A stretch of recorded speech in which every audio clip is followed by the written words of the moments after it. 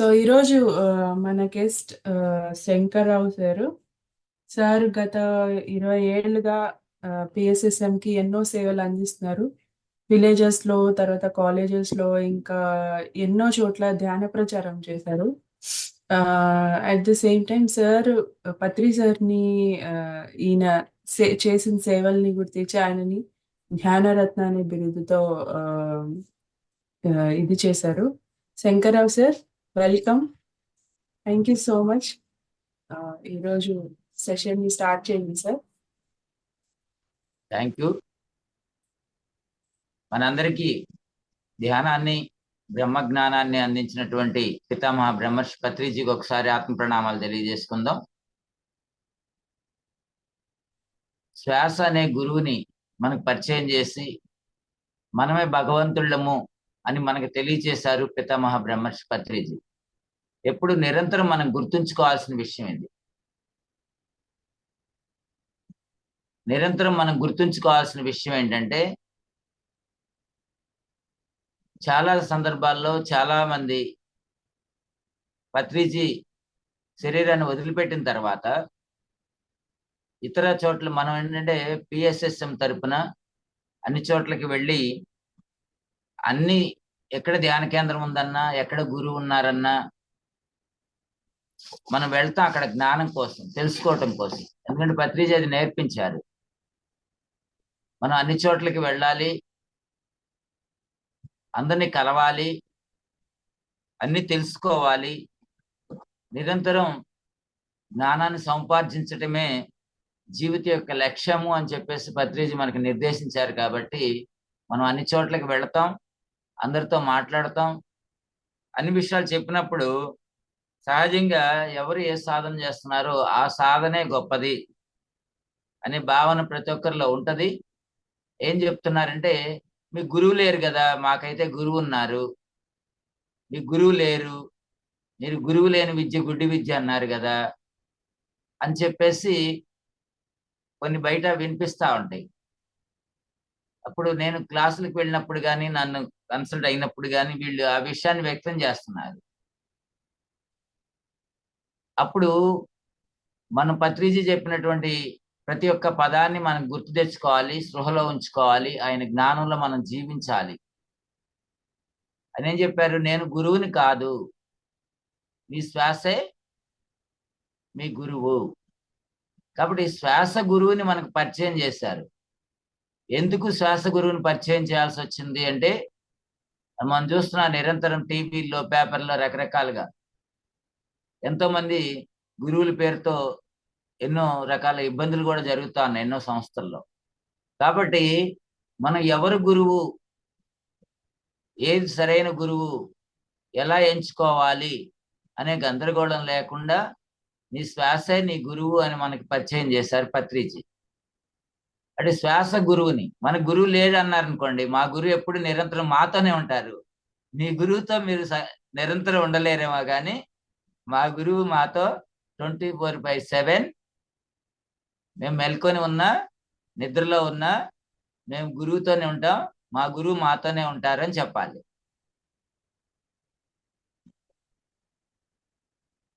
కాబట్టి శ్వాస గురువుని పరిచయం చేశారు. అంతేకాదు ఎప్పుడో దైవత్వం వస్తుంది కాదు. మనం ఎంతో సాధన చేసిన తర్వాత, ఎంతో జ్ఞానం పొందిన తర్వాత దైవాన్ని చేరుకోవటం కాదు. ఆల్రెడీ మనం అందరం కూడా దైవత్వంతో పరిపూర్ణులమై ఉన్న వాళ్ళం, పరిపూర్ణులం. మనం దైవికంగా ఎప్పుడు పరిపూర్ణులమే, కానీ మనసులో ఉన్నటువంటి మాలిన్యాలు ఏవైతే ఉన్నాయో ఈ ప్రపంచం నుంచి అంటుకున్నాయి, వాటిని నిరంతరం తుడిచివేస్తూ మన దివ్యత్వంలో, మన చైతన్యంలో మనం జీవించటమే మనం చేయాల్సినటువంటి నిరంతరం ప్రక్రియ. ఈ రెండు విషయాలు గుర్తుంచుకోవాలి. మై డియర్ మాస్టర్స్, ఈరోజు ఒక యోగి ఆత్మకథ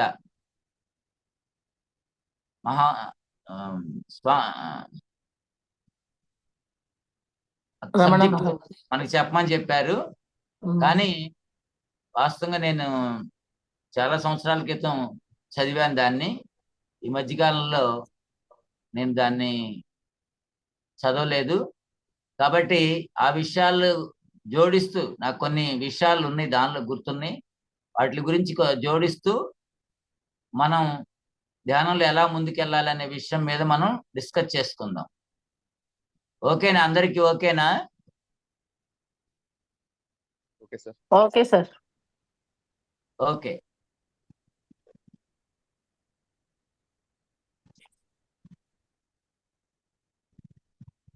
ముందు ఈ 2 విషయాలు గుర్తుంచుకోండి. ఒకటి, మన గురువు ఎప్పుడు నిరంతరం 24/7 మనం గురువుతో ఉంటాం, గురువు మనతో ఉంటాడు. గురువు లేని క్షణం అంటూ మన దగ్గర లేదు. కాబట్టి ఒకటి నెంబర్ 1. నెంబర్ 2, మనం ఆల్రెడీ భగవంతుళ్ళమే. భగవంతుళ్ళు అవటానికి మనం ఏం ప్రక్రియ చేయట్లేదు.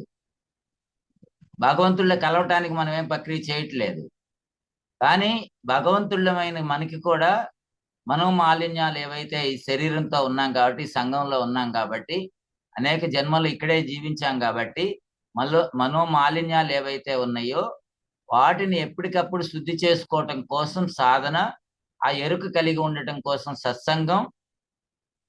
అట్లాగే ఎంతో మంది గురువుల యొక్క ఆత్మకథలు, వారి యొక్క అనుభవాలు, ఆత్మకథలు మనం నిరంతరం చదువుతూ ఉండాలని చెప్పారు పత్రిసారి. ఆధ్యాత్మిక పుస్తకాలంటే ఆ స్వామీజీల యొక్క ఆత్మకథలు చదవాలి. ఆత్మకథలు చదివినప్పుడే మనకు ఉన్నటువంటి నిత్య జీవితంలో ఎదురయ్యేటువంటి సంఘటనల తాలూకా అపోహలు తొలగిపోతాయి. ఏమనుకుంటామంటే, ఒక యోగి అయిపోతే, ఒక సాధన చేస్తే, ఒక యోగి అయిపోతే వాళ్ళకి ఇంకే సమస్యలు రావు, వాళ్ళు ఏదనుకుంటే అది అయిపోయిద్ది, వాళ్ళ జీవితం నల్లేరు మీద నడకలా నడిచిద్ది, భగవంతుడు వాళ్ళకేదో మహిమలు చేస్తాడు, ఆ మహిమల్లో మనం జీవిస్తాము, మనకి ఇంకా మహిమలు రాలేదు కాబట్టి మనకి కష్టాలు, ఛాలెంజెస్ కుటుంబంలో, బయట, సమాజంలో ఎదుర్కొంటున్నాం కాబట్టి మనం ఇంకా అవలేదేమో, అది ఎప్పుడు అవుతుందేమో అని దానికోసం చూసి చూసి చూసి చూసి ఏదో రోజు శరీరాన్ని వదిలేస్తాం. అంటే మన శక్తిని మనం తెలుసుకొని, మనం శక్తివంతులం అయ్యుండి కూడా, మనం సాక్షాత్ భగవంతులం అయ్యుండి కూడా, ఆ శక్తిని పొంది ఉండి కూడా, ఆ జ్ఞానాన్ని పొంది ఉండి కూడా ఆ ఎరుక లేని స్థితిలో జీవిస్తూ ఉంటాం. కాబట్టి ఎప్పుడైతే ఆ యోగుల యొక్క ఆత్మకథలు మనం చదువుతామో, ఆత్మకథలు చదివినప్పుడు వాళ్ళ జీవితంలో మన జీవితంలో ఏవైతే ఎదుర్కొన్నామో ప్రతి ఒక్కటి వాళ్ళ జీవితంలో కూడా ఎదుర్కొన్నారు అనే విషయం మనకు తెలుస్తుంది.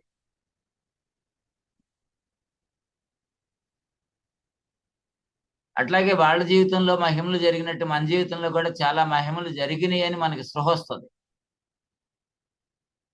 నిరంతరం ఛాలెంజెస్ ఉంటాయి, అలాగే నిరంతరం మన జీవితంలో కూడా మహిమలు జరుగుతూనే ఉంటాయి. కానీ మనం ఈ మహిమలని గుర్తించం. మనకి ఇబ్బంది కలిగినప్పుడు నాకు ఇబ్బంది కలిగింది అనేది గుర్తుంటుంది తప్ప, మన జీవితంలో మిరాకిల్ జరిగినప్పుడు మిరాకిల్ జరిగినాయి అనే స్పృహ మనకి ఉండదు. కాబట్టి ఆత్మకథలు, ప్రతి ఒక్క గురువు యొక్క ఆత్మకథ, ఏదైతే స్వామి వివేకానంద ఆత్మకథ, రామకృష్ణ పరమహంస, మలయాళ స్వామి, ఇట్లా అందరి మనం చదవాలి, ఆత్మకథలు చదవాలి. స్వామి రామ ఉపయోగి ఆత్మకథ చదివిన తర్వాత మాత్రమే మనకి ఈ గురువుల యొక్క శక్తి సామర్థ్యాలు మనకి ప్రపంచం అంతా కూడా వ్యాప్తి చెందినవి. అంటే ఒక గ్రంథం ద్వారా, ఒక పుస్తకం ద్వారా ధ్యానం చేస్తే, సాధన చేస్తే ఇన్ని రకాల జీవితంలో మార్పులు వస్తాయి, ఇన్ని రకాల మహిమలు జరుగుతాయి, గురువులు మనకి ప్రత్యక్షం అవుతారు, సశరీరంతో కావాలంటే సశరీరంతో మనకి ప్రత్యక్షం అవుతారు అని మనకి తెలుస్తుంది. పత్రిజీ శరీరాన్ని చాలించిన తర్వాత ఎంతో మంది సశరీరంతో పత్రిజీని దర్శించిన వాళ్ళు కూడా ఉన్నారు.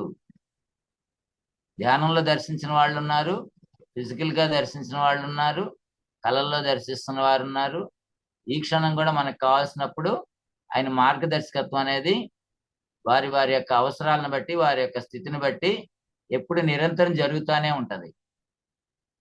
కాబట్టి గురువు అంటే ఒక క్షణం మన దగ్గర ఉండి ఒక క్షణం ఉండని వ్యక్తి కాదు అనే విషయాన్ని మనం స్పష్టంగా గుర్తుంచుకోవాలి. అప్పుడే మనం ఆధ్యాత్మిక పురోగభివృద్ధి అనేది ఉంటుంది. వాస్తవంగా ఆధ్యాత్మిక పురోగభివృద్ధి అనేది ఏమీ లేదు. ఒక రకంగా చెప్పాలంటే ఆల్రెడీ మనం భగవంతుడు, సాక్షాత్ భగవత్ స్వరూపాలు. అందుకే ఒక సందర్భంలో నాకు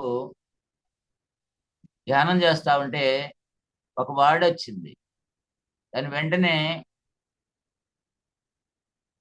నాకు అంతర్వాణిగా ఏదొచ్చినా సరే వెంటనే నేను ఒక స్టిక్కరింగ్ చేయించేసి వెంటనే అందరికి పంచుతాను. అలాగే ఒక వర్డ్ వచ్చింది, దాన్ని స్టిక్కరింగ్ చేసి పత్రిజీ చేతే రిలీజ్ చేయించాము. ఏమిటి ఆ వర్డ్ ఏంటంటే, మనం ఆధ్యాత్మిక అనుభవం పొందుతున్న మానవులం కాదు, మానవ జీవిత అనుభవం పొందుతున్న దైవాలం. నోట్ దిస్ పాయింట్, గుర్తుంచుకోండి. అందరూ నోట్ చేసుకోండి ఒకసారి.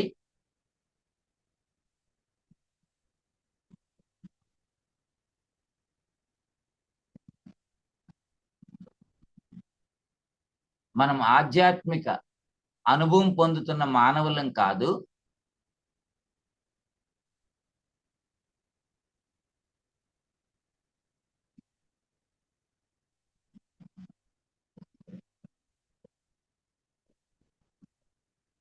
మానవ జీవిత అనుభవం పొందుతున్న దైవాలం.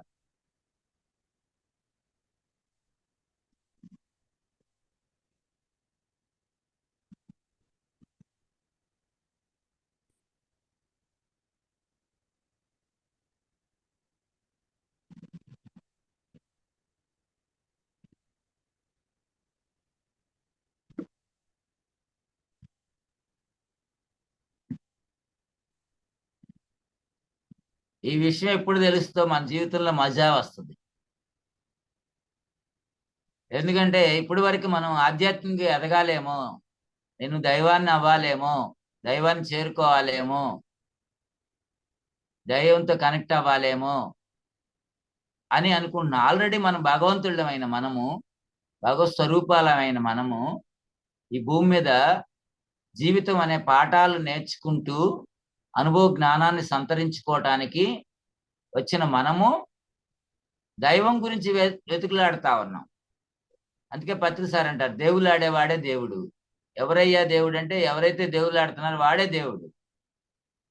ఎట్లా ఉంటది? మనం ఎత్తుక్కున్నట్టు అంటారు సార్, బిడ్డని సంకలో పెట్టుకొని ఎత్తుక్కున్నట్టుగా మనమే భగవంతుళ్ళమయ్యి, మనం సాక్షాత్ భగవత్ స్వరూపాలమయ్యి మనం భగవంతుడిని ఎతికితే ఎలా కనిపిస్తుంది? కనిపించం కదా. కాబట్టి ఎప్పుడు కనిపిస్తుంది? ఎందుకు వచ్చాము ఇక్కడ? మానవ జీవిత అనుభవాలు ప్రతి క్షణం మన జీవితంలో ఎదురైనప్పుడు, నేను ఒక దైవత్వాన్ని పొందిన నేను మానవ శరీరంలో ఉన్నాను, మానవ జీవితంలో ఉన్నాను, ఒక దైవం లాగా నేను నా జీవితాన్ని జీవించాలి అని స్పృహ కలగాలి. ఒక తల్లి దైవం అయితే, ఒక తల్లి పాత్రలో ఉంది, నేను తల్లి సాక్షాత్ దైవాన్ని ఎలా జీవిస్తాను? దైవత్వం తెలియని వాళ్ళు ఎలా జీవిస్తారు? దైవత్వాన్ని తెలుసుకున్న వాళ్ళు ఎలా జీవిస్తారు? అప్పుడు మనం ప్రాక్టీస్ చేయాలి. ఒక తండ్రి పాత్రలో ఉన్నా నేను సాక్షాత్ దైవాన్ని, దైవం తండ్రిగా వస్తే ఎలా ఉంటాడు? అలా జీవించాలి. దైవం ఒక వ్యాపారం చేస్తున్నాడు, సాక్షాత్ భగవంతుడే వ్యాపారం చేస్తా ఉంటే ఎలా జీవిస్తాడు సమాజంలో? అందరినీ దోచుకోవాలి, మోసం చేయాలి, దగా చేయాలి అనుకుంటాడా?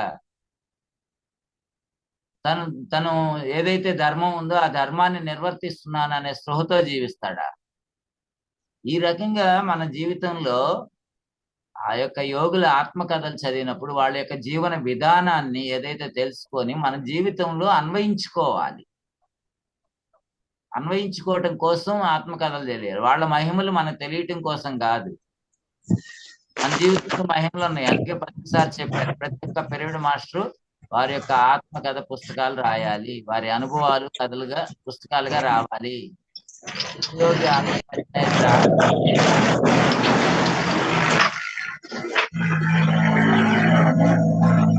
చేయండి.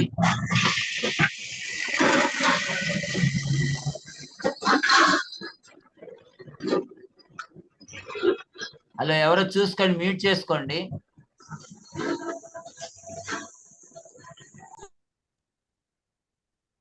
డిస్టర్బెన్స్ వస్తుంది.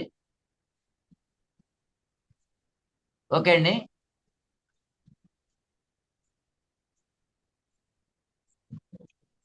ఆ యొక్క ఆత్మకథలు చదివినప్పుడు వాళ్ళు గొప్పవాళ్ళు అనే భావనే కాకుండా మనందరి దగ్గర ఆ సామర్థ్యం ఉంది, మన జీవితంలో కూడా ఆ సంఘటనలు ఉన్నాయి అని ఎరుకతో జీవించటం కోసం, అవన్నీ కూడా ఎరుక పెంచుకోవటం కోసమే, మహిమలు తెలుసుకోవటం కోసం కాదు.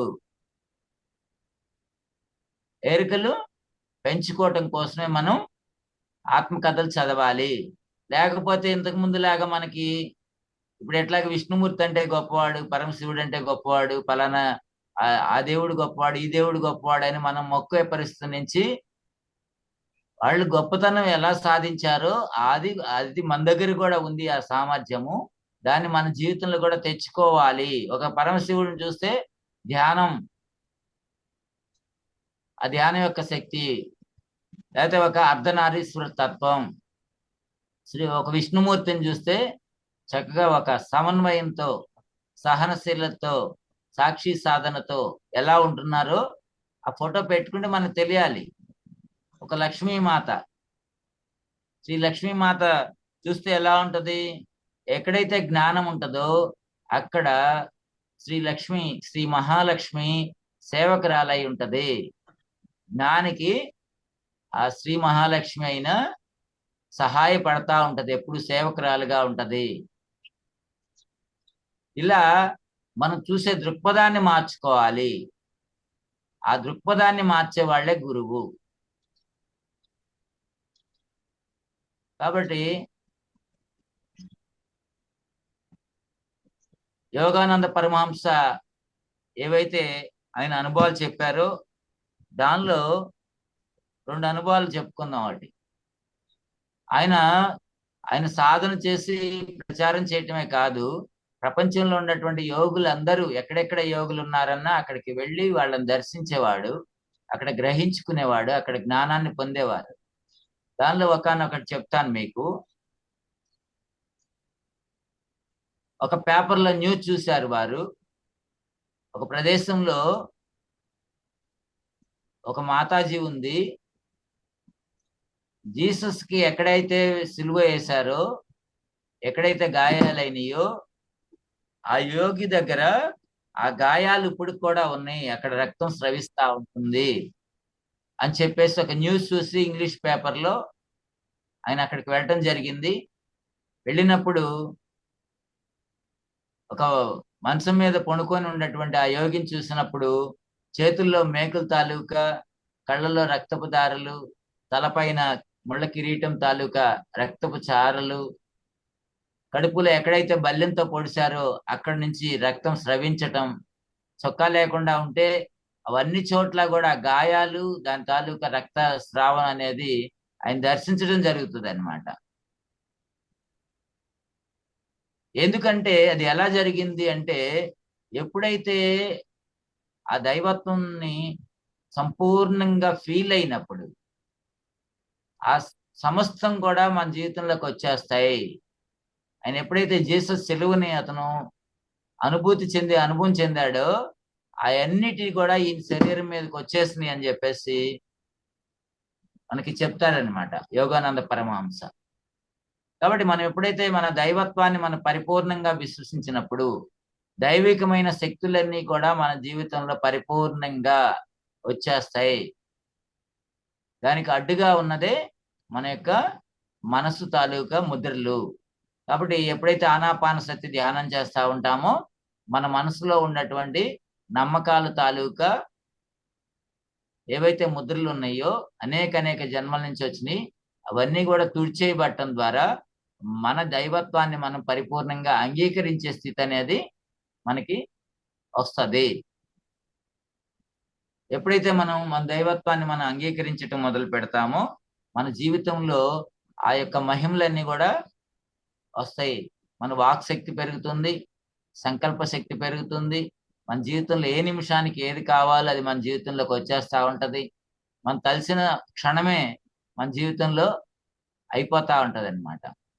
కాబట్టి మనం దాన్ని చక్కగా అవగాహన చేసుకోవాలి. అంతేకాదు మరి ఇక్తేశ్వరగిరి ఎట్లయితే మహావతార్ బాబాజీ ఎప్పుడైతే వాళ్ళ గురువు గారికి దర్శనం ఇచ్చారో ఆ విషయాన్ని మరి యోగానంద పరమహంస ఒక యోగి ఆత్మకథ ద్వారా తెలియజేసిన తరువాతే మరి అందరూ కూడా ఆ యొక్క గృహకి వెళ్ళి సాధన చేయటం అనేది జరిగింది.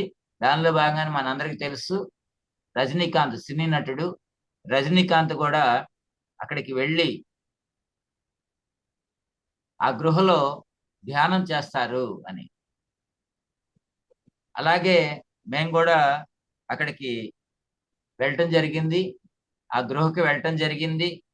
ద్వారహాట్ ఆ ద్వారహాట్ వెళ్తే ఆ ద్వారహాట్లో మనకి మన తెలుగు యోగి వేదానంద బాబాజీ ఉన్నారు. ఆ వేదానంద బాబాజీ దగ్గరికి మన వంశీ మాస్టర్ గారు, నందప్రసాద్ గారు, వైజాగ్ మాస్టర్స్ ఎక్కువ ఫస్ట్ మొదట్లో వెళ్ళేవాళ్ళు. ఆ వేదానంద బాబాజీ దగ్గరికి వెళ్ళిన తర్వాత ఆ బాబాజీ కూడా అక్కడ హిమాలయ సానువుల్లో చక్కగా పిరమిడ్ కూడా మనం నిర్మాణం చేశాం. మన వాళ్ళు ఎవరు అక్కడికి వెళ్ళాలనుకున్నా మొట్టమొదట మనం ఆ ఆశ్రమానికి వెళ్ళొచ్చు. ఆ పిరమిడ్ లో సాధన చేసుకోవచ్చు. అక్కడ చక్కగా భోజనం వసతులు, తెలుగు భోజనం వసతులు సౌకర్యాలన్నీ ఉంటాయి. ఆ వేదానంద బాబాజీని సాంగత్యంలో గడిపి తర్వాత మనం అక్కడికి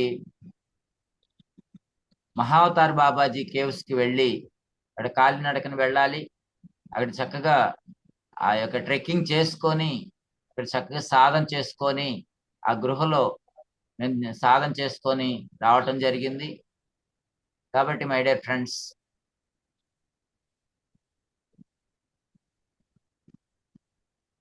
మనం ఆధ్యాత్మిక అనుభవం పొందుతున్న మానవులం కాదు, మానవ జీవిత అనుభవం పొందుతున్న దైవాలము. నిరంతరం గుర్తుంచుకోండి, నేను దైవాన్ని ఇప్పుడు తల్లి క్యారెక్టర్లో ఉన్నాను. ఇప్పుడు చూడండి, ఒక ఎన్టీ రామారావు బిచ్చగాడిగా వేశాడు, దుర్యోధనుడిగా వేశాడు, హీరోగా వేశాడు, అంధుడిగా వేశాడు. వేసినప్పుడు మనం ఏం చూస్తాం? ఒక పక్కన ఎన్టీ రామారావు కనిపిస్తానే ఉంటాడు, కానీ రెండో పక్కన ఆ క్యారెక్టర్ అద్భుతంగా చేశారనే భావన కలుగుతుంది. ఇక్కడ మనకి కూడా అలాగే కలగాలి. నేను దైవాన్ని అనే స్పృహ కలగాలి, అందరూ దైవాలని స్పృహ కలగాలి. అదే సందర్భంలో వాళ్ళ క్యారెక్టర్ పోషిస్తున్నారు అనే స్పృహ కూడా కలగాలి. మన క్యారెక్టర్ మనం ఎలా అయితే పోషిస్తున్నామో వాళ్ళ క్యారెక్టర్ వాళ్ళు కూడా చక్కగా పోషిస్తున్నారు. ఇప్పుడు ఈ రకంగా చూడటం మొదలు పెట్టాం అనుకోండి, ఏడ కోపం వస్తుంది? ఎవరి మీద కోపం వస్తుంది? మన దైవం ఈ క్యారెక్టర్ నేను పోషిస్తున్నాను, నా భార్య దైవమే, ఆవిడ క్యారెక్టర్ ఆవిడ పోషిస్తా ఉంది. క్యారెక్టర్లు గొడవ పడుతున్నాయి కానీ ఇద్దరు వ్యక్తులు ఎక్కడ గొడవ లేదు. ఈ క్యారెక్టర్ అయిపోయింది. ఇంతకుముందు ఇప్పుడు ఎన్టీఆర్ సత్యనారాయణ ఇద్దరు ఫైటింగ్ చేసుకుంటారు, క్యారెక్టర్ అయిపోయింది. హాల్లో కూర్చొని ఇద్దరు చక్కగా టీ షేర్ చేసుకుంటారు, చక్కగా మాట్లాడుకుంటారు. ఫ్రెండ్షిప్ పోలేదు కదా. కొట్టుకోవటమే ఫ్రెండ్షిప్పే, అంతే కదా. సూర్యకాంతం సావిత్రి ఇద్దరు తిట్టుకుంటారు, కొట్టుకుంటారు. మళ్ళీ అది అయిపోగానే పక్కన కూర్చొని చక్కగా డెన్లో కూర్చొని చక్కగా డ్రింక్ తాగుతా మాట్లాడుకుంటా ఉంటారు. అట్లాగే మన జీవితంలో కూడా ఎప్పుడైతే ఉంటుందో, నేను దైవాన్ని, నా భార్య పిల్లలు చుట్టూ ప్రపంచం అంతా దైవాలే, కానీ వారి వారి క్యారెక్టర్లో వాళ్ళు ఉన్నారు అన్నప్పుడు ఆ క్యారెక్టర్ పట్ల మనకి అపారమైనటువంటి అభిమానం పెరిగిద్ది. అది వ్యతిరేక దిశలో ఉందనుకోండి, కరుణ పెరిగిద్ది. అనుకూలంగా ఉన్నప్పుడు ప్రేమ పెరిగిద్ది. మనకి వాళ్ళకు అనుకూలమైనటువంటి క్యారెక్టర్లు ఉన్నాయనుకోండి, ప్రేమిస్తాను. నా భార్యని నేను ఎంతో ప్రేమిస్తాను. ఎందుకు ప్రేమిస్తాను? సాక్షాత్ దైవం ఆవిడ, నేను దైవం, ఇద్దరం కలిసి చక్కగా జీవితాన్ని జీవించటానికి వచ్చాము అని అనుకున్నప్పుడు చక్కగా ప్రేమతో ఉంటాం. ప్రేమ ఎక్కడుందో ఘర్షణ లేదు, ప్రేమ ఎక్కడుందో అక్కడ ఆనందం ఉంటుంది. కాబట్టి కాదు, ఇప్పుడు వ్యతిరేక పాత్ర పోషిస్తానికి వచ్చారు, విలన్ పాత్ర ఉంది మన జీవితంలో. అప్పుడు మనం ఏమనుకోవాలి? ఓకే, వీళ్ళకి ఇంకా జ్ఞానోదయం కాలేదు, ఈ క్యారెక్టర్ లో ఉన్నారు, కానీ నాకు తెలిసిన అవగాహన వాళ్ళకి రాలేదు, కాబట్టి వాళ్ళకి ధ్యానం నేర్పించాలి. లేకపోతే వాళ్ళు అనారోగ్యంలో ఉన్నారు, వాళ్ళ కష్టాల్లో ఉన్నారు, వాళ్ళ బాధల్లో ఉన్నారు, వాళ్ళ ధ్యానం తెలియక ఉన్నారు, కాబట్టి వాళ్ళకి ధ్యానాన్ని జ్ఞానాన్ని అందించాలి అనే కరుణ వస్తది. ఎక్కడ ద్వేషము రాదు, పగ రాదు, దుఃఖం రాదు, ఆందోళన రాదు. ప్రేమ, కరుణ, ఈ రెండు ఎప్పుడో ఏ మనుషులైతే ప్రేమ కరుణ ఉద్భవిస్తాయో వారు సాక్షాత్ భగవంతుళ్ళు అవుతారు. పరిపూర్ణమైనటువంటి భగవంతులుగా ఈ శరీరంతోనే జీవిస్తున్నట్టు మనం అర్థం చేసుకోవచ్చు. అప్పటి వరకు మనసు అనే మాయ మన మీద కప్పబడతా ఉంటుంది, అంటే క్యారెక్టర్ వచ్చి మన మీద పడతా ఉంటది. ధ్యానం చేసినప్పుడు మనం నిజ స్వరూపంలో ఉన్నాం. ధ్యానంలోంచి బయటికి రాగానే ఏదైనా సంఘటన జరగగానే వెంటనే మన క్యారెక్టర్ వచ్చేసింది. ఆ క్యారెక్టర్ అనుగుణంగా నువ్వు జీవించు అని చెప్తుంది మనకి. అప్పుడు మనకి ప్రేమతో కరుణతో మనం క్యారెక్టర్ను పోషిస్తున్నామా? ఆ యొక్క మనసు యొక్క మాయలో మనం జీవిస్తున్నామా? మనసు యొక్క మాయలో జీవిస్తే జీవితం అంతా గందరగోళం, దుఃఖం. ఎప్పుడైతే భగవంతుడి యొక్క స్పృహతో ఇది క్యారెక్టర్ వచ్చి నా మీద పడింది, ఇప్పుడు నేను క్యారెక్టర్ చేస్తున్నాను అనే స్పృహ కలిగితే మన పాత్రని అద్భుతంగా పోషిస్తున్నామా లేదా అనే భావనతోనే ఉంటాం తప్ప మనం ఎదుటి క్యారెక్టర్ని ఎప్పుడు నిందించము, బాధించము. అవసరమైతే పరస్పరం సహకరించుకుంటూ ఆ సినిమానో ఆ నాటకాన్నో మరింత రక్తి కట్టించడానికి మనం ఎలా అయితే ప్రయత్నం చేస్తామో మన జీవితాన్ని కూడా మరింత ఆనందమయం చేసుకోవటానికి మనం ముందుకు వెళతాము అని చెప్పేసి అందరికీ తెలియజేస్తూ